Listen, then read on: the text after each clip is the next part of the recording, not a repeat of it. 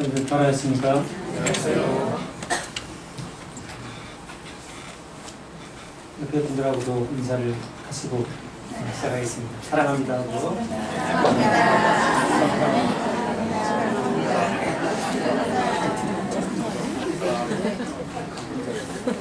어제하고 그제 오늘까지 3일간 유치동구 이름정경학교가 있습니다. 비가 오고 날씨가 구름에도 불구하고 여러 교사님들 또 여러 성도들이 함께해서 수고의 시간들을 보낸 것을 이렇게 알고 있습니다. 복음이 그냥 전해지는 게 아니죠. 복음은 항상 사랑과 눈물과 기도와 헌신 위에 세워지는 것이 복음입니다. 사랑과 기도와 눈물과 헌신 없이 전해지는 복음은 이 땅 어디에도 없는 것을 우리가 잘 알고 있습니다. 주님께서 3일간 수고했던 우리 교사님들의 수고 위에 선한 열매를 맺으시기를 소원하는 그런 마음이 있습니다. 오늘 하나님 말씀 시편 84편을 같이 보시겠습니다. 시편 84편입니다.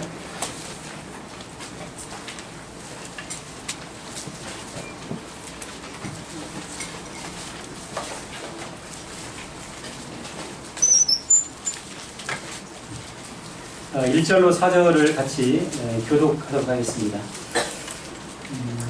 말씀을 읽으실 때도 그렇고요. 특별히 이제 시편 같은 경우에는 말씀을 읽으실 때 중요한 원칙이 하나 있습니다. 뭐냐면 말씀을 읽으실 때 이 시인의 마음을 공감하는 마음으로 시인의 감정을 느끼면서 읽으시면 좋을 것 같습니다. 만군의 여호와여 주의 장막이 어찌 사랑스러운지요? 이렇게 하고 끝나면 안 되고 그의 마음, 주의 장막이 얼마나 사랑스러운가 이 감정을 공감하면서 읽으시면 좋을 것 같습니다. 1절로 4절을 교독하겠습니다. 1절입니다. 만군의 여호와여 주의 장막이 어찌 그리 사랑스러운지요. 내 영혼이 여호와의 긍휼을 사모하여 죄악하며 내 마음과 육체가 살아계신 하나님께 부르짖나이다. 나의 왕 나의 하나님 만군의 여호와여 주의 재단에서 참새도 제 집을 얻고 제비도 새끼들 보금자리를 얻었나이다. 주의 집에 사는 자들은 복이 있나니 그들이 항상 주를 찬송하리이다. 예, 감사합니다. 4절까지만 보겠습니다. 선생님들 시를 좋아하십니까? 일상생활 할 때 우리가 보통 시가 나오진 않죠. 근데 어떤 때 시가 마음에서 생각에서 나올까요? 시를 한 번도 안 써보셨나요? 예. 그리스의 철학자였던 플라톤이 이런 말을 했죠. 사랑하면 누구나 뭐가 된다고요? 시인이 된다. 사랑할 때 시가 이렇게 나오는 것 같습니다. 또 누군가 무언가 간절히 그리울 때 이럴 때 보통 시가 나오죠. 무언가를 그리워하고 간절히 사모했을 때 시적 감흥이 일어나면서 이런 시가 나오는 것 같습니다. 시편 84편도 마찬가지입니다. 간절한 그리움과 사랑, 사모하는 그 마음을 시편 84편에서 노래하고 있습니다.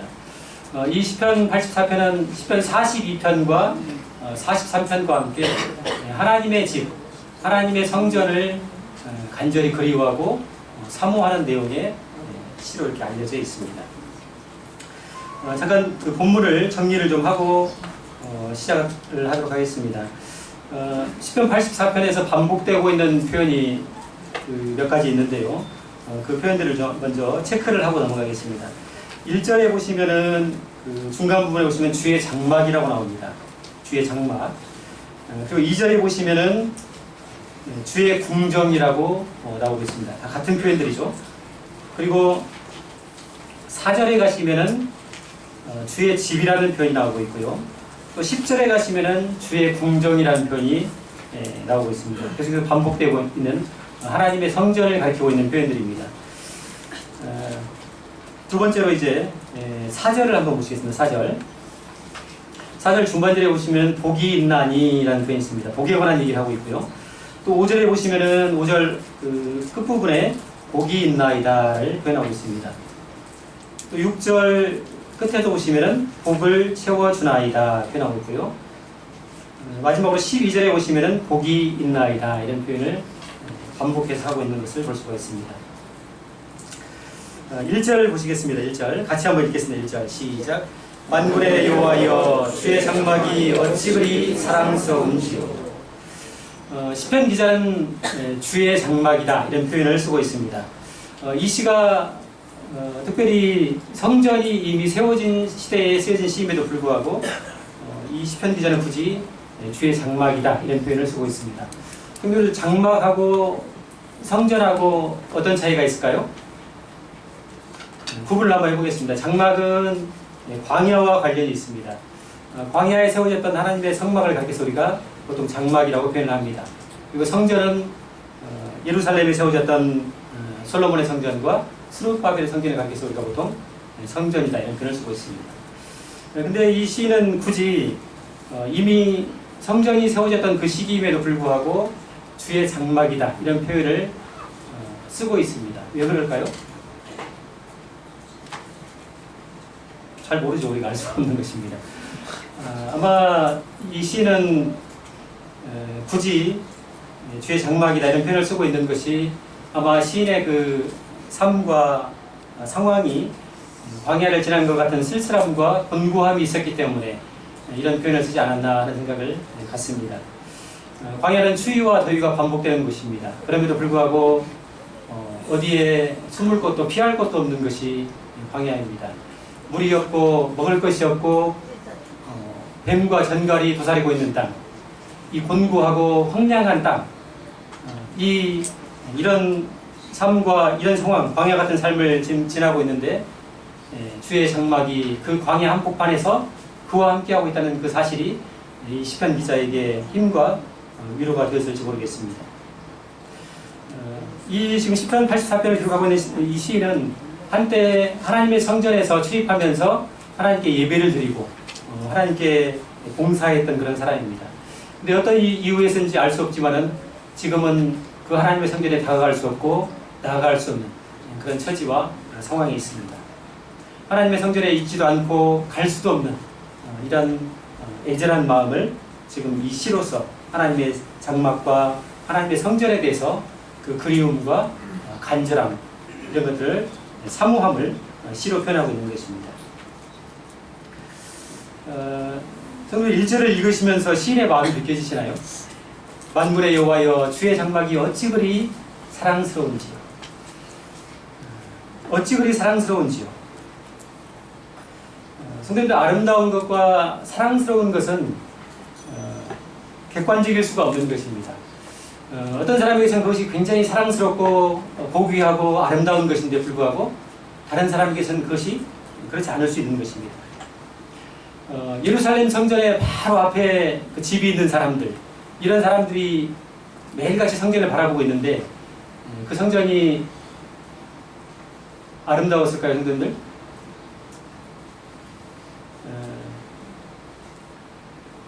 예를 한번 들어보겠습니다. 20살이 넘은 아들이 있어요. 집에서 한 날 할 일 없이 빈둥거리고 핸드폰만 쳐다보고 뒹굴뒹굴하고 있습니다. 밥 3끼 다 차려줘야 되고 이런 연수가 따로 없죠. 근데 그 아들이 군대를 갔어요. 군대를 가가지고 이 뜨거운 여름날, 그 추운 겨울날 훈련받는 걸 생각하면 어떻습니까? 가슴에 눈물이 있죠. 그리움이 있는 것입니다. 사랑은 때로, 이 그리움은 때로 일정한 거리를 필요로 하는 것 같습니다. 그것이 분명히 은혜와 축복일지라도 너무 익숙해지고 당연해지면 그것이 축복과 은혜로 여기지 않는다고 하는 것입니다. 예전에 그 자연 다큐멘터리였던 것으로 제가 기억합니다만 중국의 그 윈난성이라는 성이 있습니다. 히말라야하고 가까운 그런 그 성인데요. 윈난성의 고산 지역에서 밀농사를 짓고 있는 사람들을 이렇게 그 자연 다큐멘터리로 찍은 적이 있습니다. 근데 이 고산지대의 그 산 비탈에서 깎아지는 그 산 비탈에서 밀농사를 짓는 그 중국의 농부들이 있는데 이 농사를 짓는 그 비탈 바로 뒤편에 거대하고 아름다운 큰 산이 있습니다. 그리고 그 옆에는 그 위로는 넓은 하늘이 펼쳐져 있는데 그 광경이 너무 아름다워가지고 세계의 사진 작가들이 날마다 그 사진을 찍기 위해서 붐비는 그런 지역이었습니다. 산비탈이 있고 밀롱사를 짓고 있습니다. 이거 바로 뒤편에는 세계의 사진작가들이 몰려들 만큼 아름다운 광경이 펼쳐지고 있었습니다. 근데 PD가 이제 그 농사를 짓고 있는 농부에게 이렇게 질문을 합니다. 정말 좋으시겠어요. 이렇게 아름다운 광경을 매일 볼 수 있으니까요. 농부가 뭐라고 했을까요? 어려서부터 늘 보던 거라 잘 모르겠습니다. 익숙하고 당연해지면은 그 아름다움이 보이지 않는 것이죠. 익숙한 사람들에게는 가치와 그 아름다운 것들이 보이지 않을 수 있습니다. 시편 1편 84편 기자는 주의 장막을 가리켜서 어찌 그리 사랑스러운지요 이렇게 표현하고 있습니다. 어찌 그리 사랑스러운지. 아마 이 시편 기자도 한때 하나님의 성전에서 출입하면서 예배를 드리고 봉사했지만은 지금은 그 성전으로부터 멀어지고 성전에 나아갈 수 없는 이 처지와 형편 가운데서 하나님의 성전이 얼마나 고귀하고 가치 있는 것인가, 예배가 얼마나 아름다운 것인가, 얼마나 복된 것인가, 이 사실을 뒤늦게 깨달은 것 같습니다. 그러면서 멀리 떨어져 있는 이 자리에서 하나님의 성전을 가리켜서 어찌 그리 사랑스러운지 이 얘기를 하고 있습니다. 2절을 보시겠습니다. 2절 내 영혼이 여호와의 궁정을 사모하여 쇠약하며 내 마음과 육체가 살아계시는 하나님께 부르짖나이다. 하나님의 성전을 향한 간절한 그리움을 2절에서도 표현을 하고 있습니다.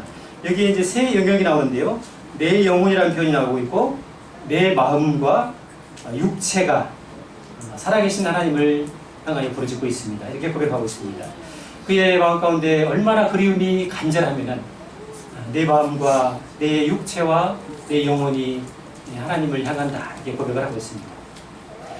성도들, 왜 시편 기자가 지금 이토록 성전을 그리워하고 사모하는 것일까요? 그 성전에 누가 계시기 때문에 그렇습니까? 하나님이 계시기 때문에 그렇습니다. 이스라엘 사람들에게 있어 예루살렘 성전은, 예루살렘 성전의 의미는 뭐냐면은 살아계신 하나님께서 우리와 함께 계시는 하나님의 임재를 나타내는 장소가 바로 예루살렘 성전이기 때문에 그 장소를 사모하고 그리워하고 있는 것입니다. 3절을 보시겠습니다. 3절 같이 한번 읽겠습니다. 시작. 나의 왕 나의 하나님 만군의 여호와여, 주의 제단에서 참새로 새 집을 얻고 제비도 새끼들 보금자리를 얻었나이다. 나의 왕 나의 하나님 만군의 여호와여, 살아계신 하나님께서 나의 왕이시고 나의 하나님이시고 그 하나님은 만군의 여호와시다. 만군의 여호와라는 표현이 이 시편 84편에서 4번을 반복하고 있습니다. 만군의 여호와라는 표현은 어떤 의미냐면 하늘과 땅의 모든 권세들을 다스리시는 절대 주권자이신 하나님, 온 우주 가운데 가장 지극히 크시고 광대하신 하나님을 일컬을 때 만군의 하나님이라는 표현을, 이 칭호를 쓰고 있습니다. 그러면서 이 시편 기자는 자신의 삶과 처지가 지금 비록 광야를 걷는 것처럼 쓸쓸하고 곤고하다 할지라도 이런 나의 삶을 주관하시고 통치하시고 관장하시는 분이 만군의 하나님, 그분이시라는 것을 고백하고 있는 것입니다. 성도들, 참새하고 제비가 부러워 보이신 적이 혹시 있으실까요? 참새하고 제비가 부럽다. 뭐 독수리나 이런 새들은 좀 부러워할 만합니다만 참새와 제비가 부러울 일은 별로 없을 것 같습니다. 그럼에도 불구하고 이 시인은 하나님의 성전에 처마 귀퉁이에 보금자리를 들고 있는 이 참새와 제비를 동경하고 부러워하고 있습니다. 하나님의 성전을 향한 그 그리움을 지금 이 참새를 통해서, 제비를 통해서 이야기하고 있습니다. 4절을 보시겠습니다. 4절. 주의 집에 사는 자들은 복이 있나니 그들이 항상 주를 찬송하리이다. 셀라. 주님의 집, 하나님의 성전을 가리키는 것이죠. 주의 집에 사는 자들은 복이 있다. 지금 여기서 이제 그 시인의 복의 관점이 드러나고 있습니다. 이 시인이 말하고 있는 정말 복된 것, 복된 인생이 무엇인가, 이 사실을 4절에서 말하고 있습니다. 주의 집에 사는 사람들이 복이 있다.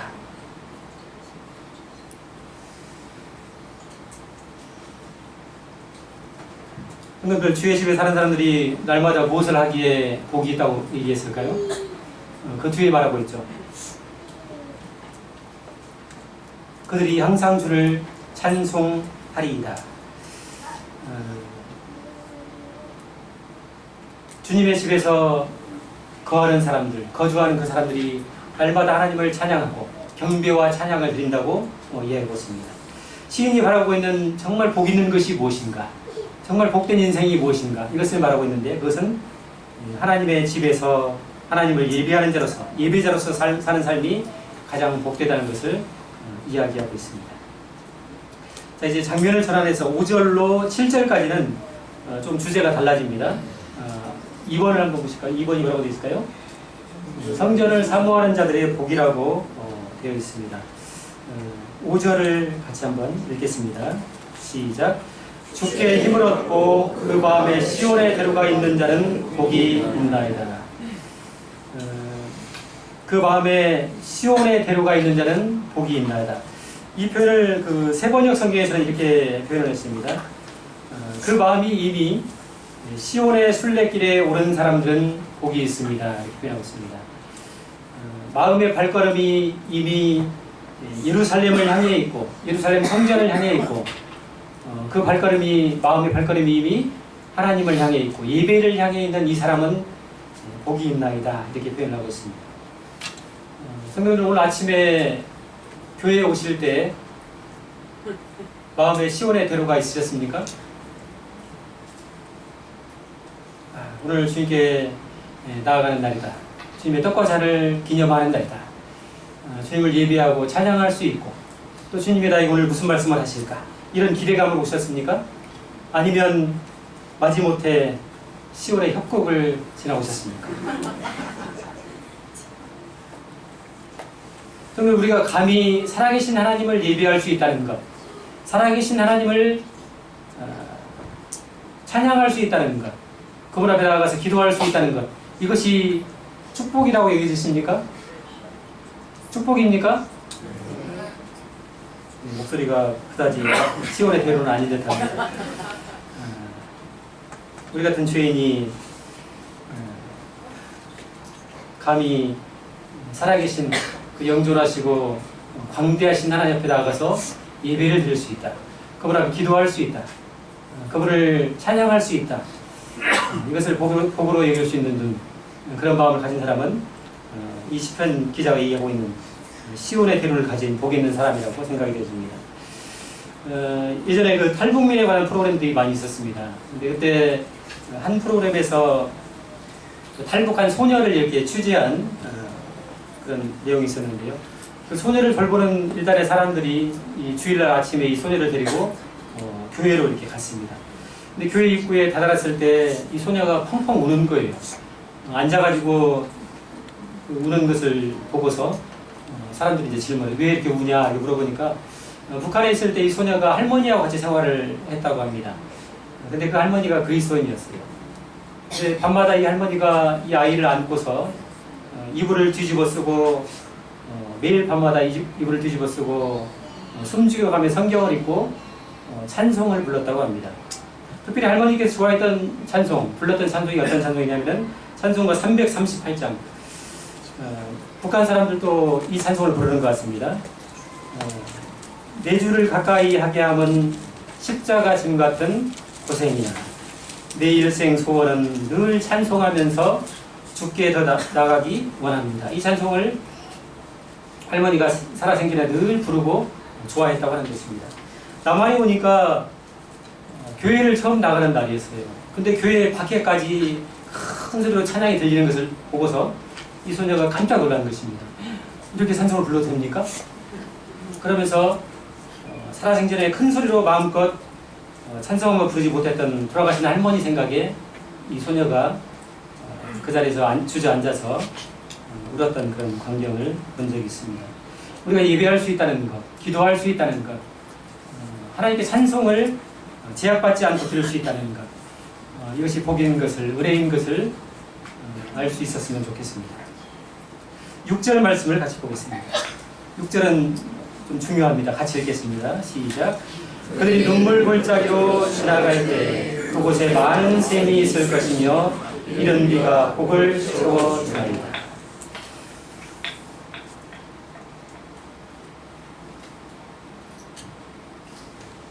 하나님의 성전을 향해서 이제 순례의 길을 떠나서 이미 그 마음에 시온의 대로가 열리고 이제 하나님의 성전을 향해서 주님을 예배하기 위해서 주님께 찬양을 드리기 위해서 이제 내가 예루살렘으로 가고 있다. 하나님의 성전으로 가고 있다. 이 걸음을 시작했는데 그 길에 무엇이 있다고 얘기하고 있습니까? 그들이 눈물 골짜기로 지나가야 된다. 이렇게 표현하고 있습니다. 분명한 것은 예루살렘 성전을 향하여 순례의 길을 떠난 사람들은 예외 없이 누구나 이 눈물 골짜기를 지나야 된다고 하는 것입니다. 시편 84편에서 말하고 있는 이 눈물 골짜기가 무엇을 상징하고 무엇을 의미할까? 이런 그 의견들이 몇 가지 있습니다. 견해가 몇 가지 있습니다. 그 중에서 가장 일반적으로 받아들여지는 이 눈물 골짜기를 가리키는 이 의미는 아둠밈 골짜기라고 이렇게 많은 성경학자들이 해석을 하고 있습니다. 아둠밈 골짜기. 이 아둠밈 길은 그 여리고, 오아시스죠.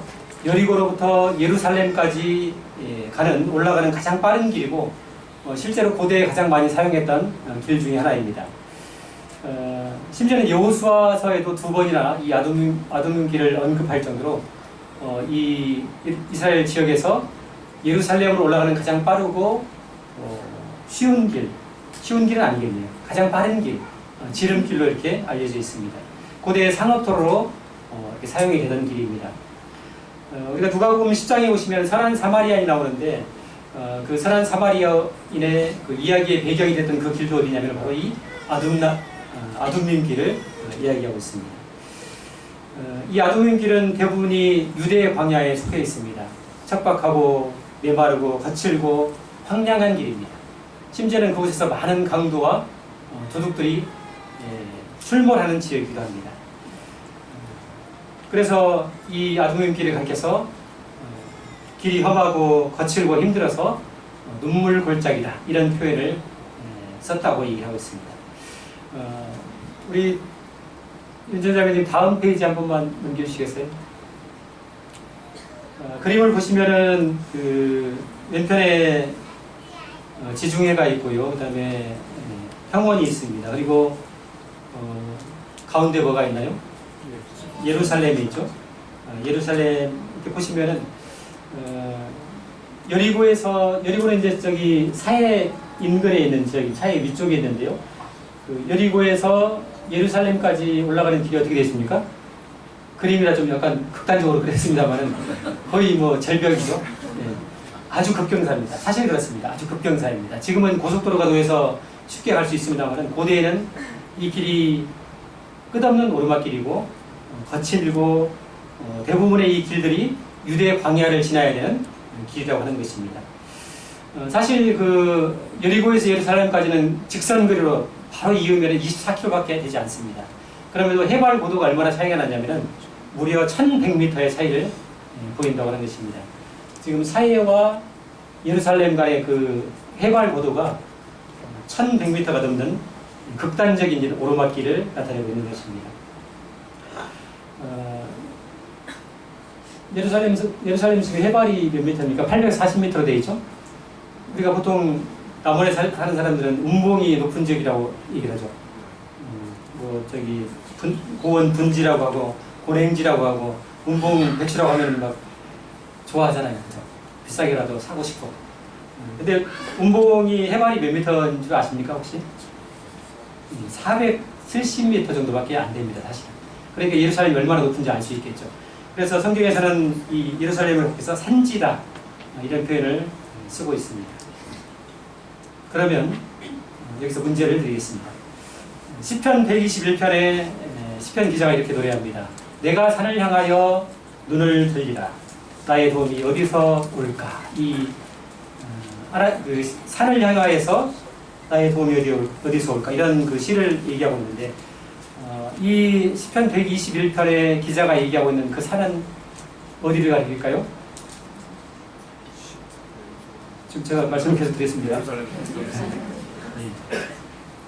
그죠? 뭐 뒷동산을 가리키고 그런 게 아니겠죠. 자기 사는 인근의 산을 가리킨 것이 아니고 내가 산을 향하여 눈을 들리라. 이 말은 하나님이 계신 시온산, 예루살렘 성전을 가리키고 있는 것입니다.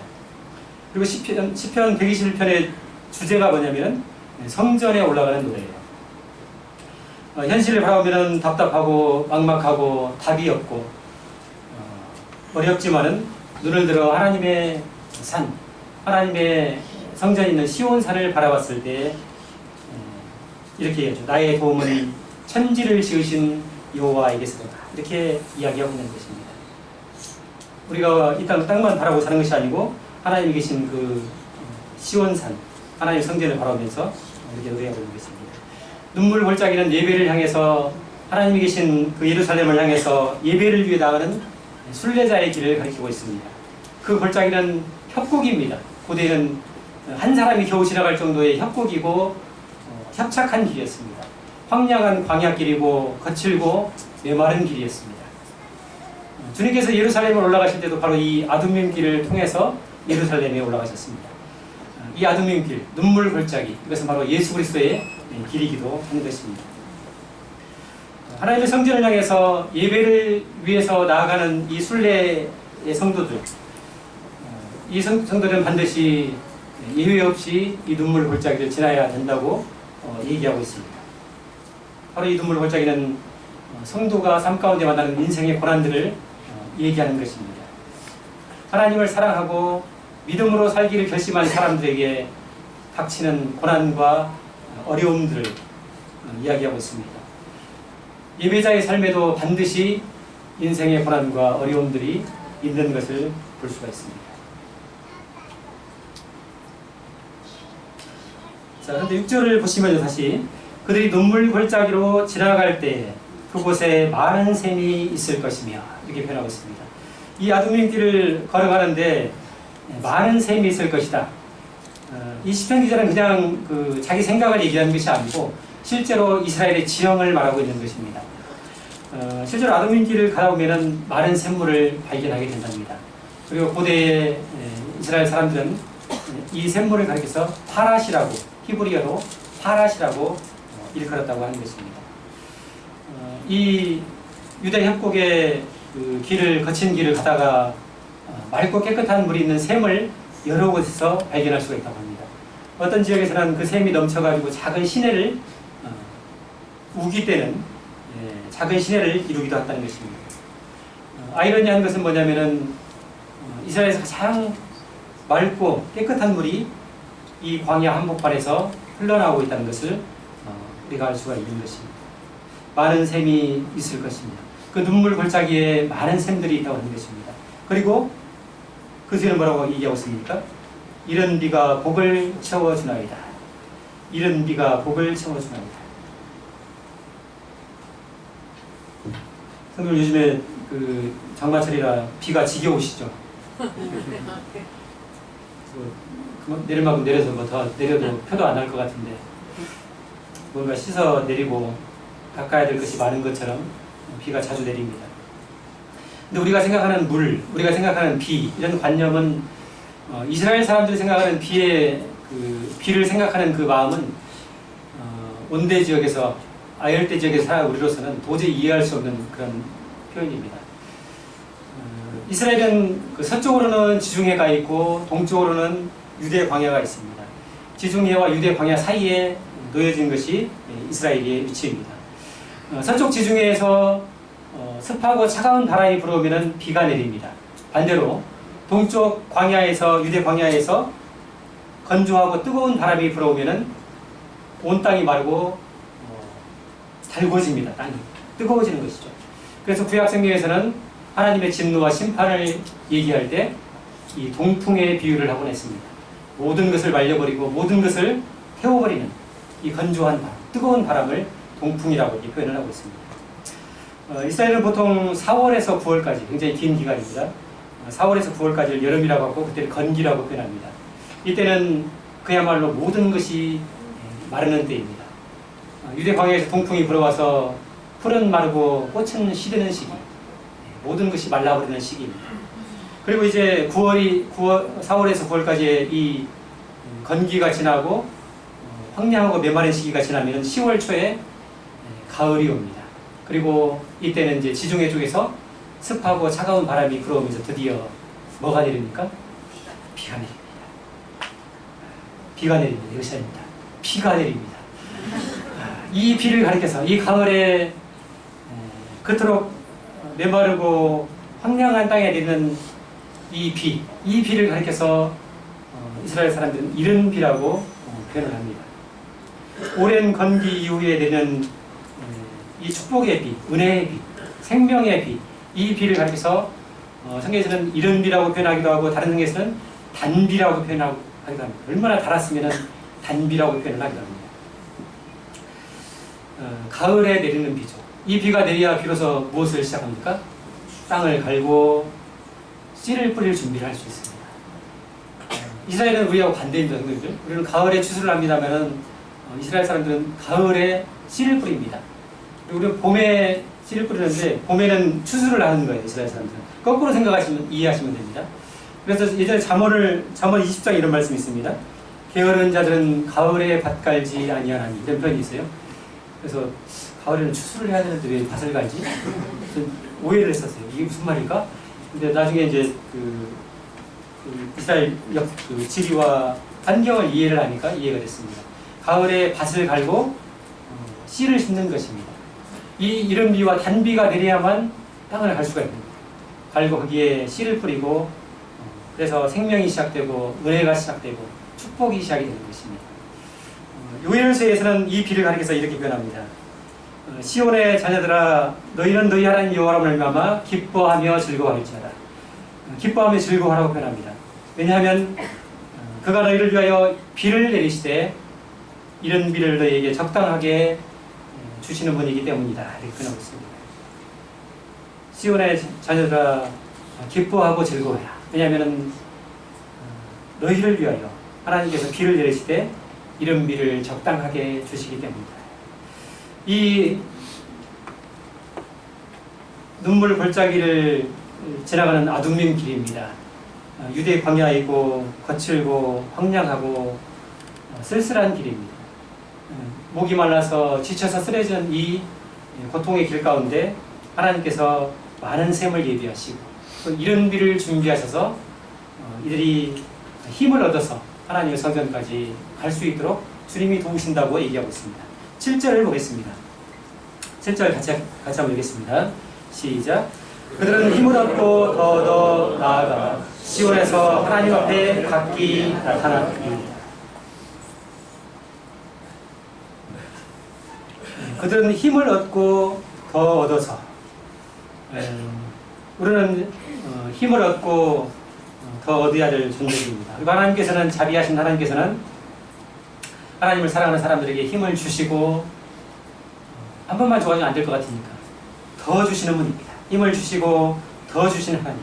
우리가 예배를 위한 순례의 길을 가는 동안 성도의 삶을 살아가는 동안에 인생이 힘들고 어렵지만은 하나님께서 우리에게 힘을 주시고 더 주시겠다고 그런 분이라고 시인이 노래하고 있는 것입니다. 우리가 순례의 길을 가는 동안에 눈물 골짜기를 더듬으면서 이 거칠고 황량한 유대 광야 아둠밈 길을 이 협곡을 지나는 동안에 눈물이 나고 인생의 괴로움과 슬픔 때문에 아픔이 있지만은 그러나 이 길에서 하나님께서 많은 샘과 이른 비를 예비하셔서 우리를 위로하시고 우리를 은혜의 길로 인도하신다는 사실을 시편 기자가 이야기하고 있습니다. 자, 10절을 같이 보시겠습니다. 10절 좀 건너뛰겠습니다. 유명한 말이죠. 우리가 익히 들어서 아는 말.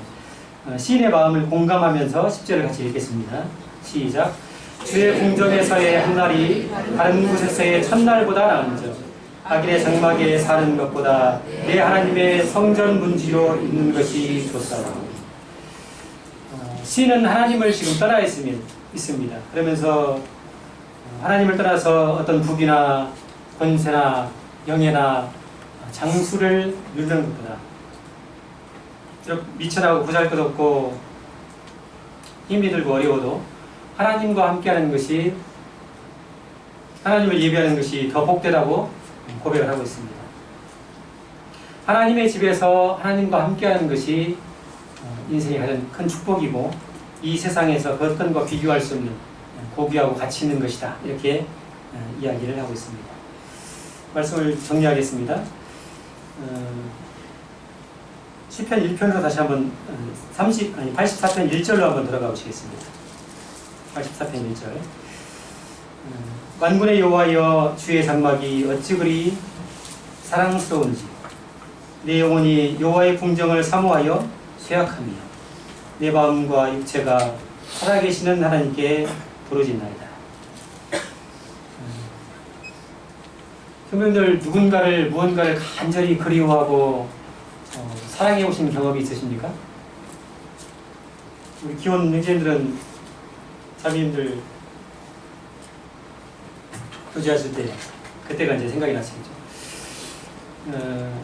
1절과 2절을 보면은 이 시편 기자가 하나님을 향해서 순수한 마음과 간절한 사랑의 마음을 이야기하고 있습니다. 그 마음이 혹시 느껴지십니까, 선생님들? 이해가 되십니까?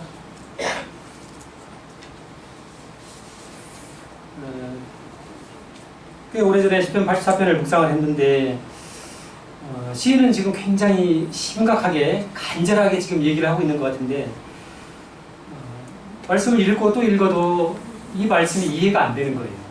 시인의 마음이 주의 장막이 어찌 그리 사랑스러운지 이 마음이 와서 닿아야 되는데 그냥 무덤덤하고 그냥 그래요. 그저 그래요.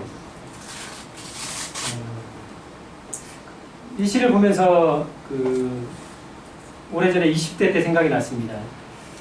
20대 때 제가 아무것도 없을 때도 20대면은 돈도 없고 직장도 없고 가정도 없고 지위도 없고 차도 없고 뭐 통장도 없고 아무것도 없을 때입니다. 아무것도 없었지만은 정말 주님 때문에 감사했고 행복했고 만족했던 것 같아요. 아침에 말씀을 읽기 시작하면 그 말씀이 너무 달아가지고 처음에는 앉아서 읽다가 나중에 무릎을 꿇고 나중에 너무 좋아가지고 꿀송이보다 더 다니이다. 이 시편의 노래가 이해가 됐던 적이 있습니다. 기도하면서 울고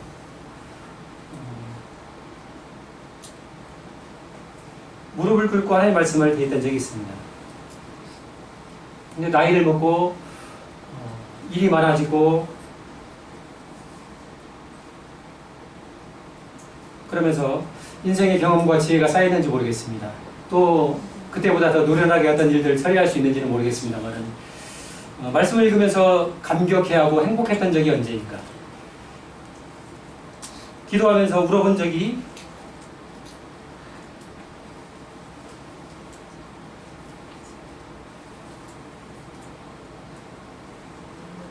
언제인지 모르겠습니다.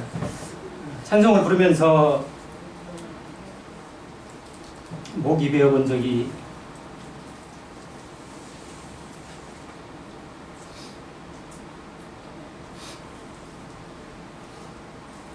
예배 시간에 찬송을 불러도 마음이 무덤덤하고 십자가 찬송을 불러도 둔한 영혼 어쩌면 순수함을 잃어버리고 돌처럼 굳어진 저 자신을 보면서 시편 84편을 읽고 있는데 마음이 와닿지가 않는 거예요. 이 시인의 마음과 간절함이 주의 장막이 어찌 그리 사랑스러운지요. 이 표현이 이해가 되지 않는 것입니다. 그러면서 이 시인의 갈망이 나의 갈망이 됐으면 좋겠다. 이 노래가 이해가 됐으면 좋겠다. 이런 마음으로 이 말씀을 준비를 했습니다.